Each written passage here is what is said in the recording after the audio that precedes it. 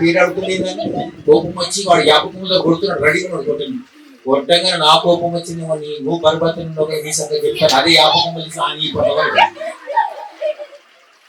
వాని కొడతాడు, నన్ను వాని గుంజి పెద్ద పంచాయతీ. అప్పుడు అన్నారు పంతులు గారు, పెద్ద దయ్యం మీ దగ్గర తీసుకొచ్చి నాతో కాదని చెప్పారు. అప్పుడు మా నాన్న తీసి టవల్ తోసుకున్నాను. నీకు కాదు దయ్యం పట్టింది, వానికే పట్టింది దయ్యం.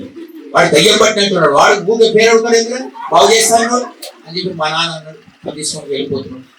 ఆ రోజు మా నాన్నగారి చేతుల మెల్ల కొద్ది మాట్లాడుకుంటూ పోతున్నాను. పుడుచుకున్న తర్వాత మా నాన్న కనబడకుండా వెళ్ళిపోయాడు, తప్పించుకున్నాను. మళ్ళీ మా నాన్న కనబడలేదు. 3-4 రోజులు అలా దొరకదు. నేను అది తాగాలి, కుట్టి లేస్తుంది నాకు తాగాలి. కంచి వెళ్ళిపోయాను, తాగాను, కొన్ని పడిపోయాను, జరిగింది బస్ స్టాండ్ కింద పడిపోయాను. భయంకరమైన పరిస్థితి. ఎక్కడ పడిపోతాను, ఎక్కడ తాగి పంటాను.